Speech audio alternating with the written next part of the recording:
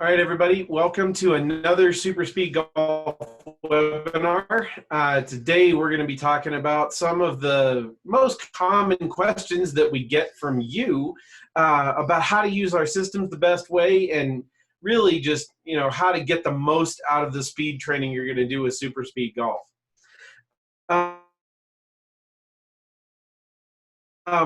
We're going to go over a little, we're going to open it up for everybody to just know that while we're going through some of the information, there's a Q&A panel down at the bottom of your Zoom screen. Please type any of your questions in that Q&A panel. My team, Kyle and Kyle Shea and Mike Peck are going to be there, and they'll answer some of those questions just over text.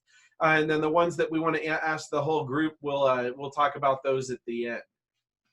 All right, without further ado, I'm going to go ahead and share my screen and just go over a little PowerPoint presentation, and then we'll answer some more questions after that.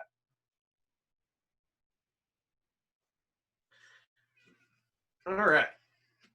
So, I want to get started here and talk about the #1 most common question that we get from everybody at SuperSpeed, whether it's through email or at events. And that's really, should I be going 100%, putting 100% intensity into each one of the swings I make in the protocols, or should I be worrying about all of the little details of technique that I would when I'm out practicing skill development?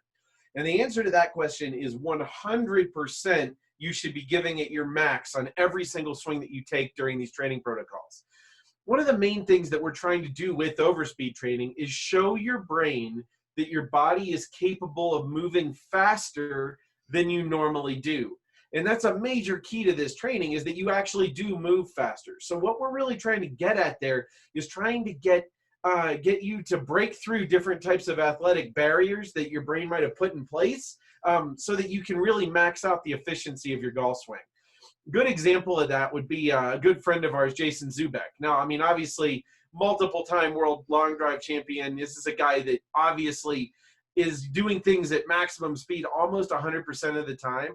But whenever I've put a super speed club in Jason's hands, he just is not capable of moving slowly. So like what I want is I want everyone to kind of see that idea of like maximum intensity, of really letting it rip when you go through this training.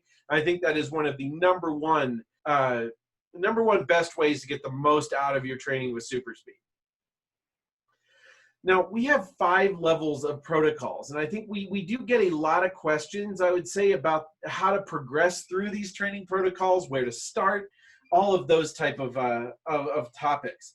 So it's a really simple answer on this one. The first thing that's important to note is that everybody starts in level 1, regardless of your skill level, regardless of your athletic ability, regardless of if you're a tour player or if you're more of a beginning golfer. We always recommend people start in level 1, primarily because this type of training, this kind of neuromuscular training or neurological speed training, is very different than even other things that you may have done in the gym in the past. So even if you're somebody that works out a lot, if you're not doing a lot of speed-specific training, this type of training can be just very fatiguing on the system very quickly. And in order to get the most out of the training, remember, you have to make your body move faster than normal. So if you get tired or if you get fatigued during the training, you're actually going to be doing a disservice to getting optimal results by just continuing to go or doing it when you're tired. So we like to start with the level 1 protocol, because this protocol only consists of 39 total swings, with about half of those swings being on your non-dominant side. So it's incredibly important that you take that into consideration, that you start with that level 1 protocol where there isn't that much intensity as far as number of reps. There's not that much volume, so that you really can max out, the intensity during every single one of those swings that you make during the protocol. Now, the way the timeline progresses on the protocols, we recommend the first 6 weeks that you stay in level 1. This is just really good because it's a great time to get acclimated to this type of training and get yourself ready to go and get ready and prepared for some of the more advanced drills that come in the later protocols. So in the 7th week, we recommend that you move on to the level 2 protocol. The level 2 protocol is not that much more intense than the level 1, but adds in our kneeling swings, which we do find to be an extremely effective way to kind of break through some of those last speed barriers. You're going to do that protocol until your 14th week of training. Then you're going to go to level 3 in week 15. So you can kind of see how this works. Like, we actually have a system of how many weeks you're going to do every one of the protocols. And I think that we've tested this to be the most optimal way to kind of progress through this. You know, if I take a break or if I take some time off during the protocols, where should I start? Well, it's really important to look at, you know, the normal progression of the training on this side. You know, during that level 1 protocol, right after the first time you do it, in fact, you're going to get that jump in speed. You're going to get about a 5% jump in swing speed. Now, over that next 6 to 8 weeks, we're going to go through a normalization period. And then, you know, right after you've started that level 2, once you get into about the 8th, 9th week of training, you're going to enter a plateau phase while you're in that level 2 protocol.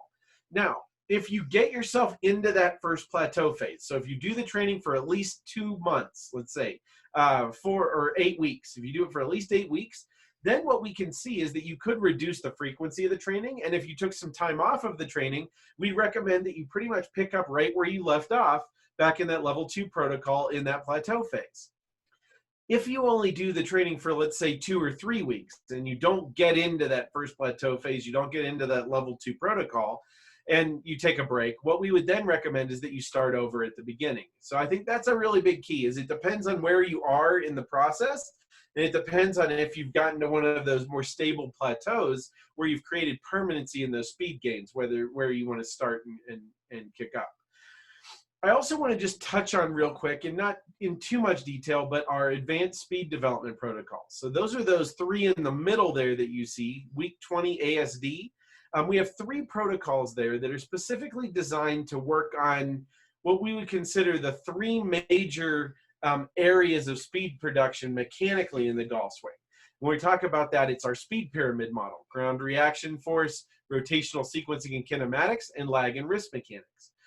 So we recommend that you start these protocols in the 20th week of the training if you know that you have a deficiency in one of those areas. And you always start from the ground up here. So you'd always start with our change-up protocol for ground reaction force first. You know, then if you don't have any issues there and you need to work on the sequencing one, you'd work on a rebound protocol for rotational sequencing. And then if you don't have any issues there, we'd work on our sprint protocol for lag and wrist mechanics. Now, there's a reason that we wait until the 20th week of training to work on these advanced speed development protocols. And the main one is that every protocol that we have, every single protocol that we have, works on ground reaction force, works on rotational sequencing, and works on lag and wrist mechanics. So we feel strongly that for most players, it's going to alleviate major deficiencies in those areas over the first 20 weeks of the training. However, if you get to week 20, you still have major deficiencies in those protocols. And, you know, we're not going to go into all the detail of how to test for that on this webinar. You can find a lot of information. If you want to learn how to test for deficiencies in those areas without having really expensive technology, you can look at our certification program. Our SuperSpeed Certified program at superspeedcertified.com does have the detail in how to test for the ASD protocols. But we wait until that 20th week because we really want to, you know, that means somebody has a major issue here and isn't figuring it out on their own on these other protocols. So then we're going to start, and we're going to, when we implement those, if we find that we have, let's say we have problems with all 3 areas. So player has problems with ground reaction force, sequencing, and lag and wrist mechanics. What we're going to do there is we're going to start with the change-up protocol, which are ASD1, which is for ground reaction force. And what we're going to do is replace one of the 3 days a week of the training with that ASD. So at that point, you'd be doing the level 3 protocol the first 2 days of the week, and then you do the change-up protocol in the 3rd day of the week. You're going to do that for 6 weeks. After 6 weeks, you'd retest yourself. If the problems have gotten better, we'd move on to doing the rebound protocol to work on rotational sequencing, and that would go in 1 day a week of the 3. Now, at some point there, you may get into the level 4 protocol. That's fine. So then you'd be doing the level 4 protocol 2 days a week, and then that ASD on the 3rd day. Once you get the rebound protocol squared away, then we would go to the sprint protocol for lag and wrist mechanics. If you only have an issue with one of those areas, you'd only need to do the one applicable protocol, but always start from the ground up on the pyramid. Another question that we often get is what to do once we get into the level 5 protocol and you've been working on it for a long time. Well, one of the things I'd like to talk about here is that, there is a limit to the number of reps that you can do during a single session and still maintain maximum intensity. Now, after a year or so of doing these protocols, you can handle more of those than you could when you just started. So the level 5 protocol is a little more intense. It is sort of the, let's call it, ultimate progression of a lot of the different coordination drills and different footwork drills that we do in our protocols. So we would recommend at that point that you keep doing the level 5 protocol. Now, there's other good things that you can do here as well, though. You could go back and add in some of those ASD protocols maybe 1 day a week. So take a 6-week stretch and work on the ASD protocol for ground reaction force. That's just going to be, they're not drills that aren't going to help you if you don't have problems there. They just help you a lot if you do. So that's a way to do that. Add in one of those 1 day a week for cycles and switch them out. I think that's a great thing. Another cool thing to look at here would be our SuperSpeed C training product. So the counterweight training product, especially if you're a player that could really use more speed with hand and arm release speed, or if you're a player that has issues with casting, once you get into that level 5 protocol, is a great time to add in that SuperSpeed C training. What we recommend to do there is just to reduce the reps in the level 5 protocol and add in the full level 1 SuperSpeed C protocols, or as you progress on the same training day, to get benefit out of that as well. So again, some really cool ways to progress through the training protocols, but those are some of the big ones.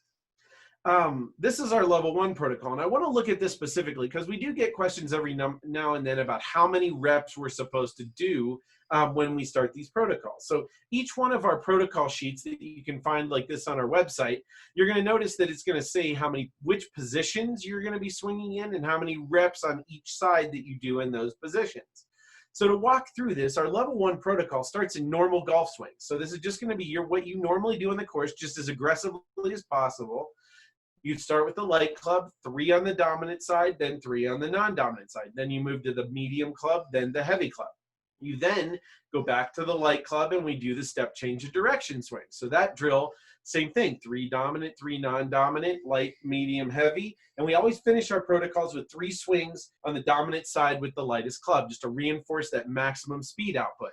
So again, if you add that all up, this is 39 swings in our level 1 protocol. So we've had some people that have called us and said, wow, I'm really tired. And we look through what they're doing, and they're doing like 3 times the amount of reps they need to do. So just be very careful that we do the exact right number of reps. Another really key point here is grip changing. So when you go between these different sides, when you go between your non-dominant side and your dominant side, or you switch, you do need to actually switch your grip. So that is a really big key. It's very important that you do switch to an actual non-dominant grip. So you switch which hand's on top.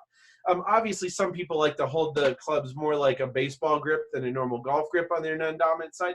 That's fine, but make sure you switch which hand's on top. That is one of the things that could, potentially lead to some wrist discomfort if you don't really have a good technique involved or aren't used to doing something cross-handed. So make sure that you switch your grips.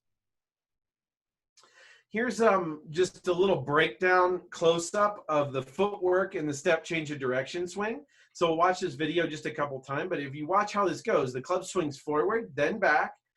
As it's still going back, the step goes forward, plants, and then the swing comes down. So I think it's always really key to make sure that we're doing that drill in that sequence. Club moves forward a little bit.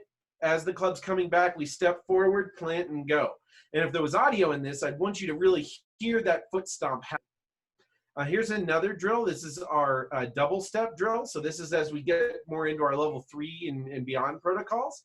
But you can see here is it's just another pattern. It goes forward, then we step back as we're swinging back, load, still plant before the club comes down, and then swing through. So again, this is just a progression of that step change of direction drill, but I want you to see the footwork pattern of how that goes. Last one here is our heel stomp drill. So the left heel comes up as the club comes back, and then stomps down firmly before the club comes down. So that's another really key drill here to work on sequencing and ground reaction force. Just wanted to show you those that are in our protocols. Another thing we get asked a lot is how hard should we grip the club during the training? Some people say, you know, I'm really trying to be aggressive and I grip the club really aggressively and I see my speeds go down. Well, so here's the answer to this question is much more complicated than just you want, you know, light grip pressure or medium grip pressure. You need to hold on the club hard enough that you can keep it from flying out of your hands, I think is one of the big pieces here. What I would try to do, you know, I would test this as you're doing the training. What I would really work on is, you know, try to make sure that you're trying to keep your arms relaxed when you start the swing, but also know that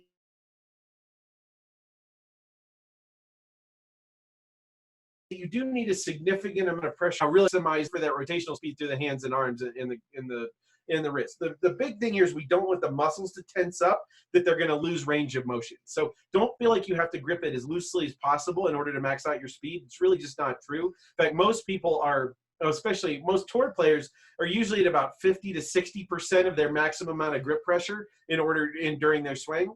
Most amateurs do not have as much grip pressure capability as a lot of tour players. So many amateurs might be more in the 75 to 85% grip pressure of how hard they can grip it. Key there is try to stay relaxed while you hold onto the club when you're moving it through the golf swing. You know, using the SuperSpeed C products in conjunction, I think, are a big key. You know, one of the sides of this is a lot of people ask us now, you know, which one should I start with?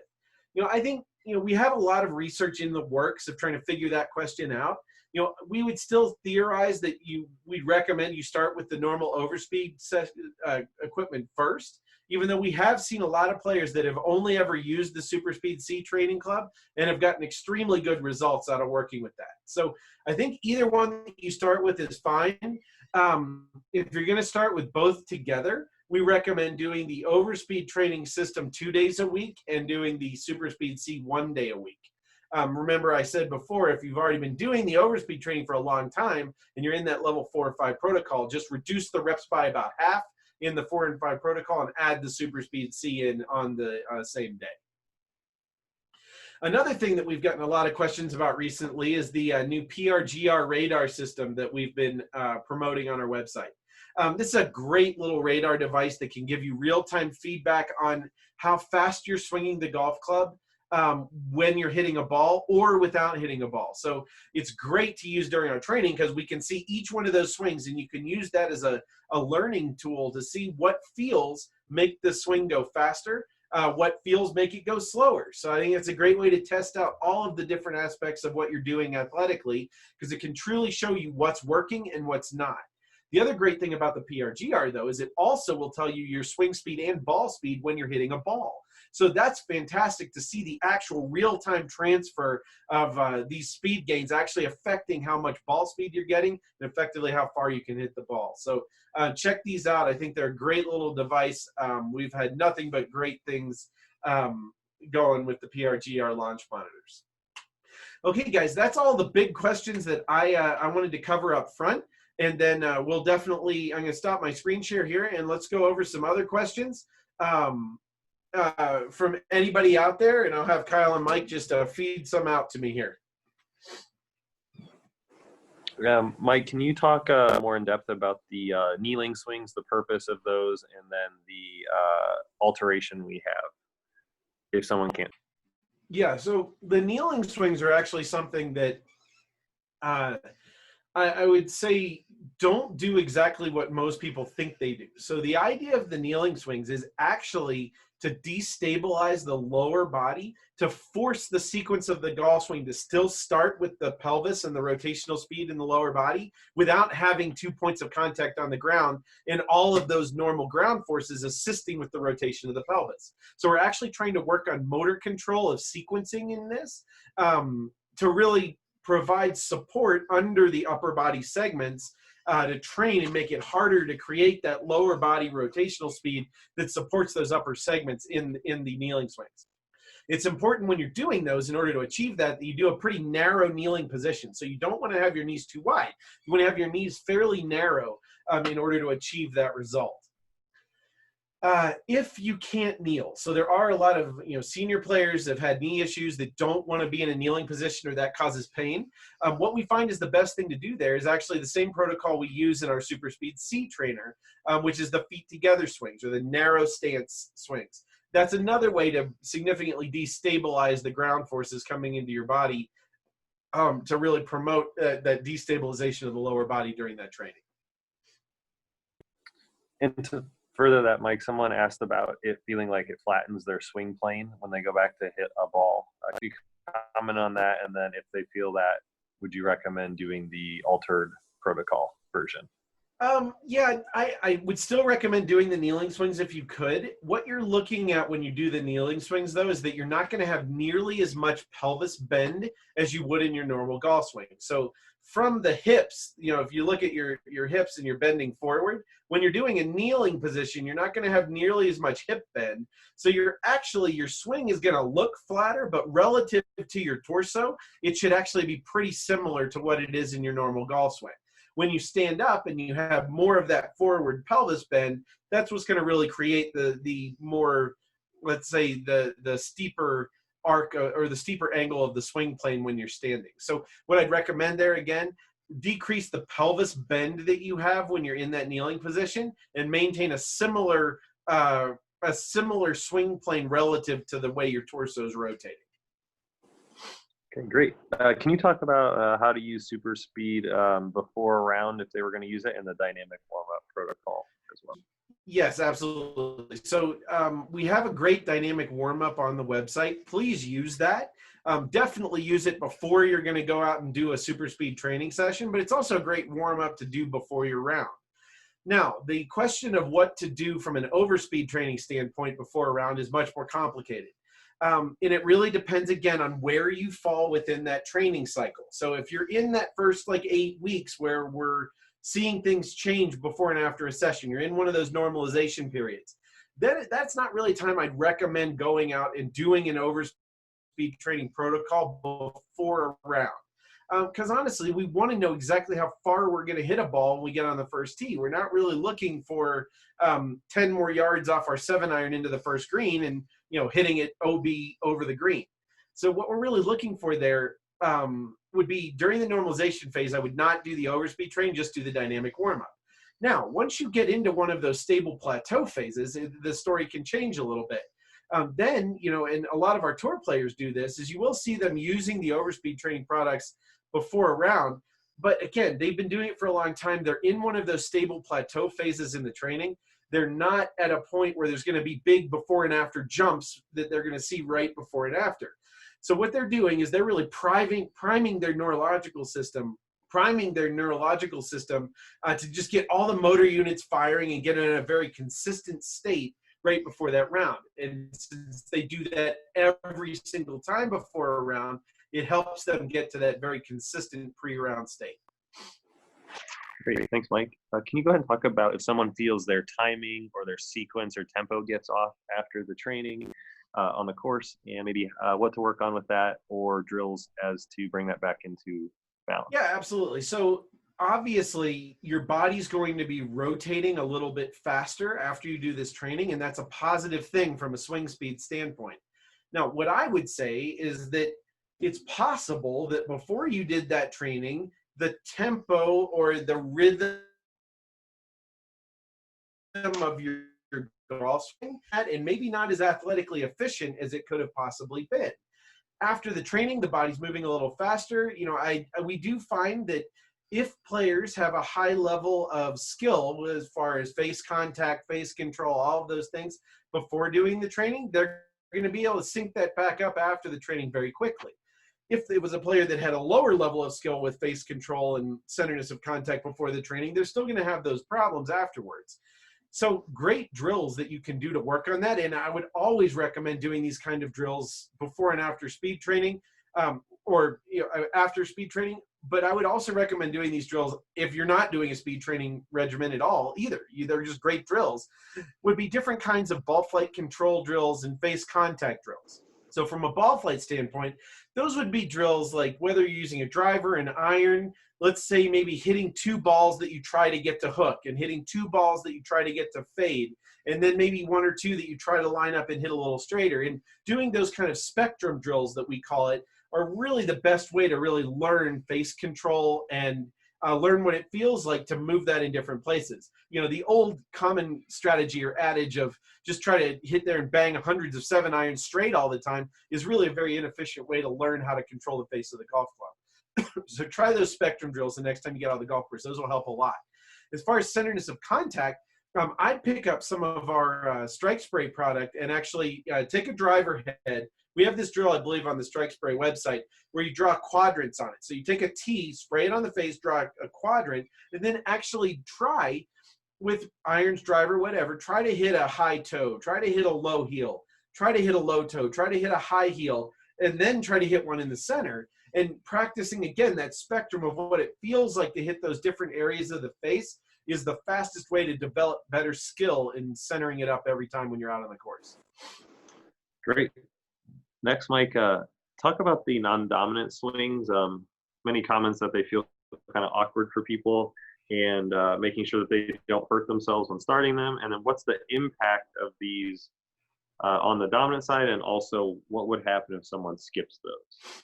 Okay, so first thing, it's okay if they feel awkward when you're just starting out. In fact, it usually takes about 3 to 4 weeks for those to stop feeling a little as awkward and getting the coordination a little bit better on the non-dominant side. I can't talk enough about how important the non-dominant side swings are to the training. There's a lot of benefits. One of the big ones is just balancing out the coordination of the rotational muscles, rotational slings that create rotation in your body. So as you get better coordination on that non-dominant side, we see a high correlation with improved efficiency and better sequencing on your dominant side. So that's one big one. Biomechanically, what that means is that the muscles on your non-dominant side become more active. They're able to stabilize the rotational segments of your body better, and they're able to create more rotational velocity when you're making a dominant side swing. It's a big one. They're also really good for injury prevention. So it's also really good to balance out all, we do so much motion in one direction in the golf swing. Balancing this out a little bit and getting some of this on the non-dominant takes a lot of stress off a number of the areas of your body that we typically get pain in as a golfer. So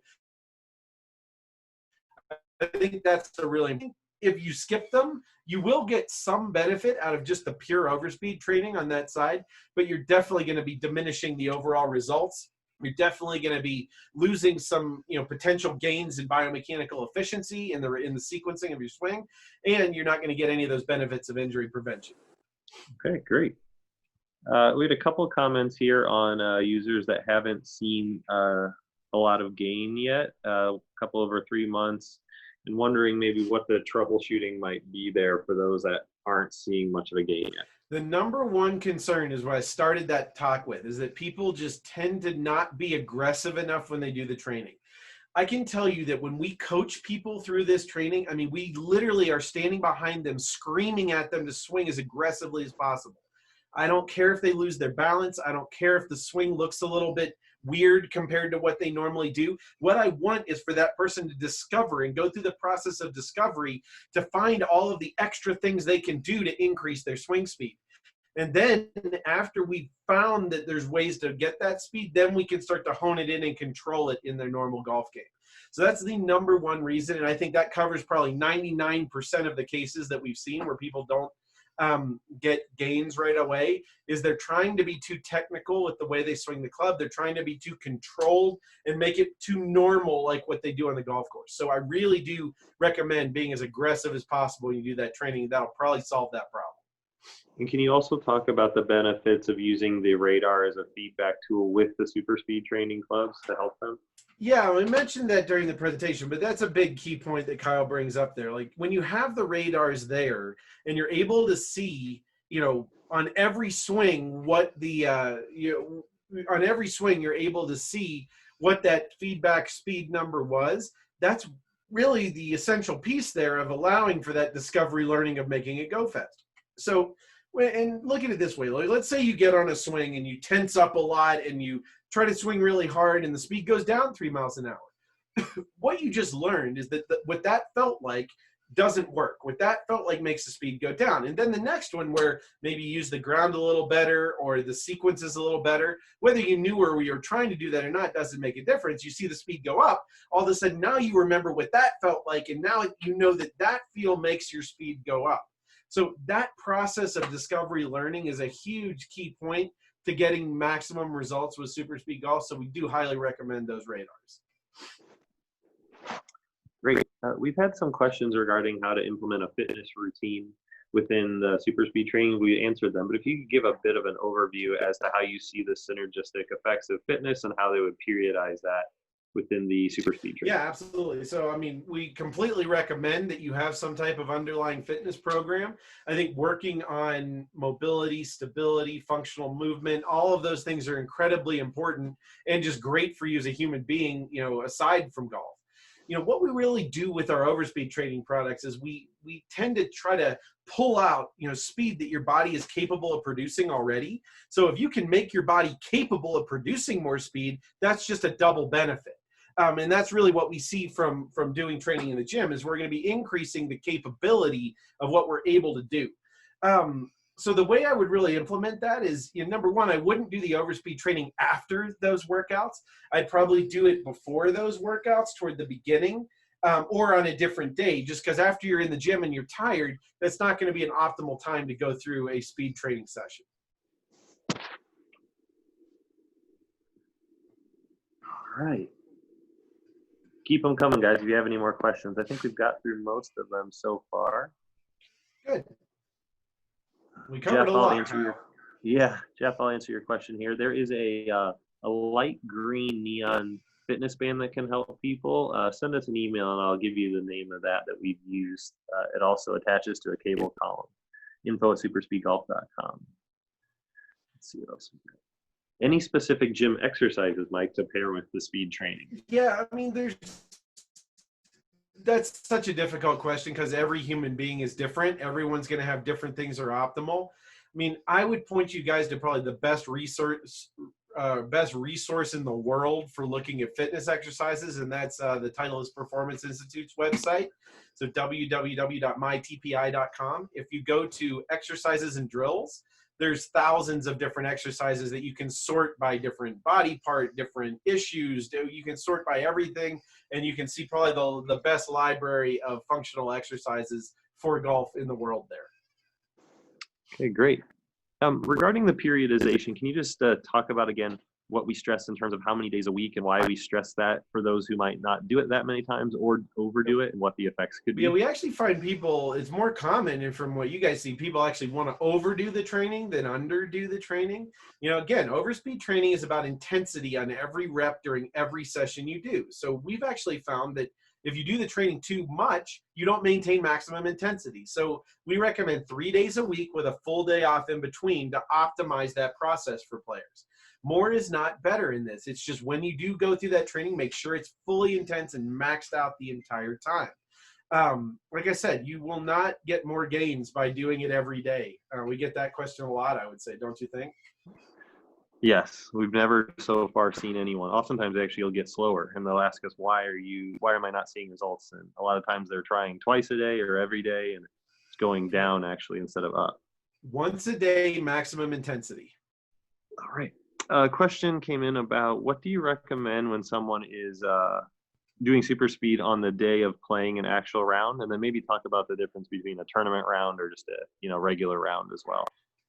Yeah, I mean, if you're just going out on the course for a practice round, or I don't think it matters as much. For a tournament round, I mean, I think you really want to be at peak performance. I would recommend as a golf coach that if you're in the first 8 weeks of the training, so if you're in one of the normalization phases, I would not do it on the day I'm going to play, or I'm going to give myself at least a couple hours before I would play when I do the training. Once you get into that third month of the training, once you get into week 9 and you're in one of those stable plateau phases, then I might start to incorporate it a little bit as part of my warm-up process before the round. Again, to get all of the motor units firing, really prime the neurological system to be ready for the round, then it can be very effective. But so it all depends on where you are with the training. Just give it a couple months before you start doing it right before a round, and I think that'll really get you the best results out on the golf course. All right, great.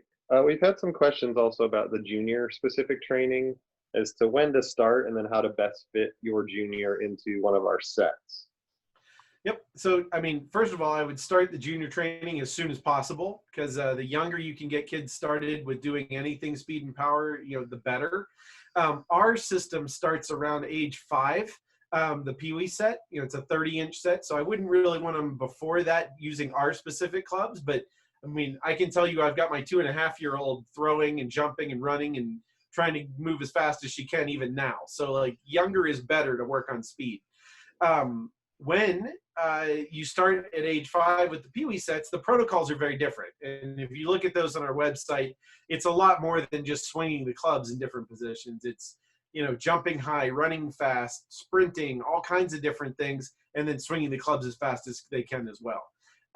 So that's a big one. And then as they get up into that Pee Wee set or the All-Star set in that 8 to 10 range, we start to do a little bit more specific drills with the swing, and then we move into the adult protocols in the teenage years. But yeah, early and often is my recommendation for getting kids moving as fast as they can.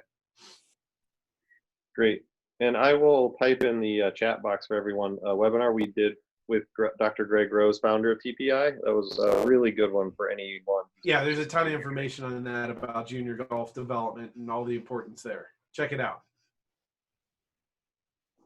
Great question here from Zach, and I think everyone has this question from time to time, is how do I transfer the speed to my driver and the rest of the bag? So if I hit a driver right after the training, I feel like I cannot swing as fast.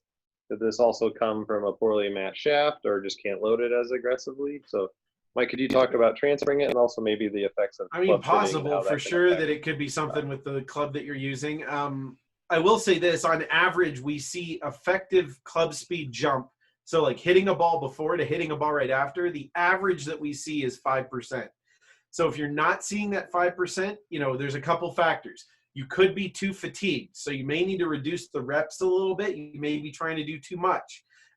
So you're too fatigued to be able to produce that new speed. So that could be an issue. It certainly could be that you have way too flexible of a shaft in the driver. So the more flexible the shaft of the club you're swinging is, the harder it's going to be to really aggressively load it and swing it as fast as it possibly can. So that's a possibility. It also could be that your driver is too heavy. If your driver is heavier than than is optimal for you, that's another possibility that could slow you down right after the training. But those are kind of the ones I would look at. The other piece, though, too, that I will go back to, I know I feel like a broken record here, but when you do the training, when you do swings afterwards, try to swing as aggressively as possible. Try to use those new feels that made you go faster during the training and apply them to hitting the ball. I think sometimes people get back over the golf ball and they get very in their head and worried about making good contact again. I would say try to apply the speed first and then work on the drills to really, make sure that you're lining up the center of the face and controlling it just as well as you did before. Great. Thanks, Mike. Can you talk about what might be the benefit between going through all 5 levels of our protocols versus someone just sticking with levels 1 and 2? Well, yeah, so there are additional jumps that you can get in speed over the course of that process. And when you move into those other protocols, we progress the drills and make them a little more aggressive, make them more intense. So we're actually trying to get even more out of the player. You're trying to get even more out of the player with those more advanced protocols to get those secondary jumps. So that is a really good way to do it. I would say staying in the lower level protocols may prolong that first plateau phase more. That might be a positive thing, though. If you're a tournament player and you want to prolong it for 6 months or 8 months, stay in those lower level protocols is fine.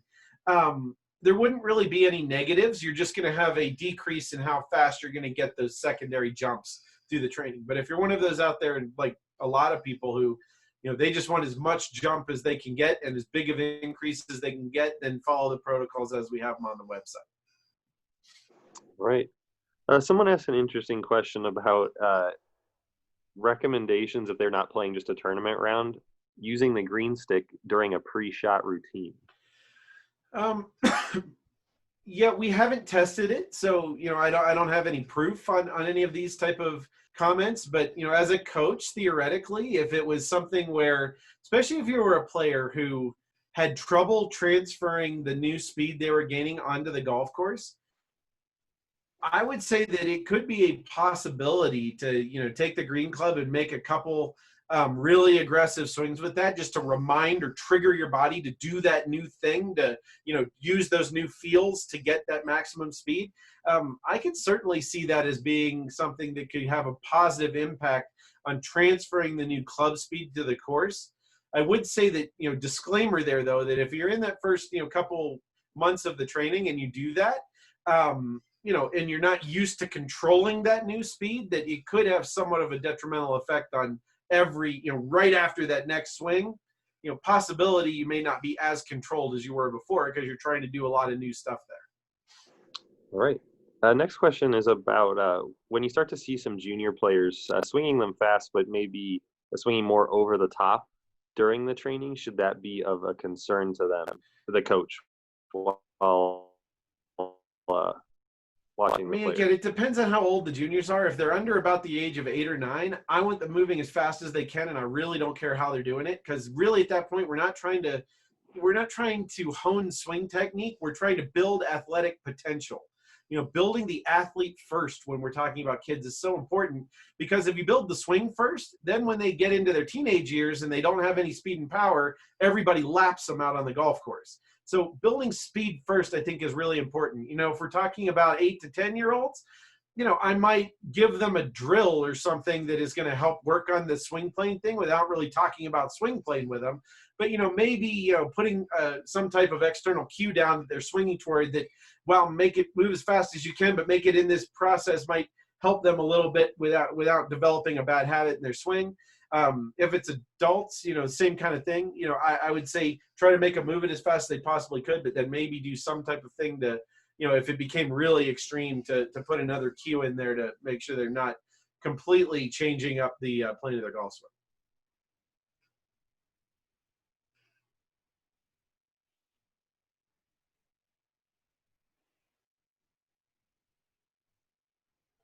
All right. We think that's about it, Kyle? Yeah, it looks like all the questions are done. Do you want to talk a little bit about any follow-up info and sending out the recording and all that stuff? Yeah, absolutely. Everybody that signed up is going to get a copy of this video in the next couple of days. So if you want to watch this back, please do. Feel free to reach out to our team at any time. Our website, superspeedgolf.com, social media at superspeedgolf, and then info@superspeedgolf.com is always a great place to get questions answered if there's anything you need. There's also a ton of information on our website. There's a ton of other webinars. So if there's more of this that you're interested in looking at, start there. And if you really want to dive in deeply, check out our certification program, primarily for coaches, but we have a lot of amateur players that are just interested that go through that just for the information as well. That's at superspeedcertified.com. So, Kyle, do you have anything else to add? No, we had just a couple small questions come in at the end here. You want to quickly pop those in, and then we'll call it a night? Good. All right. Someone asked about launch monitors. Do I need to say swing speed, or can I wait until actually hitting a ball? So best case scenario, to get the feedback during the training, you want a device that will actually show you swing speed without hitting a ball. So there's not many out there. That's why we recommend that PRGR highly. Can you get before and after data with any launch monitor? Absolutely. But that feedback data during the training, you really need to be able to see how fast the club's moving when you're not hitting a ball for optimal results, in my opinion. Great. And I know you answered this before, but can you reiterate just how to integrate the C Club in terms of if they're already doing the SuperSpeed training? So if you're just starting out, and you bought both systems, 2 days a week with the Overspeed training system, 1 day a week with the SuperSpeed C. If you've already been doing the training for a significant amount of time and you're in the level 4 or 5 protocols, cut the reps in half or about half, and then add in the SuperSpeed C level 1 to each one of those training sessions, and then progress both as the prescribed progression on the websites. Great. And if somebody is already doing an ASD protocol and replacing a day a week, do you talk about if they're doing that and also wanting to integrate the C Club? Yeah, if you're doing one of the ASD protocols, then I would probably do 1 day of the normal level 3 protocol or 4, wherever you are, 1 day SuperSpeed C, and 1 day of the ASD protocol. But you're kind of borderline there because you're already into level 3. So like if you're into level 4, you know, I would say that you could just, again, add the SuperSpeed C at the end of each one of those sessions. But I would play that by ear based on fatigue. All right. I think we're all set. All right. Well, we really appreciate everybody spending some time with us this afternoon, and hope you have a great evening and are getting back out on the golf course here soon. And we'll see you next time. Thanks, everyone.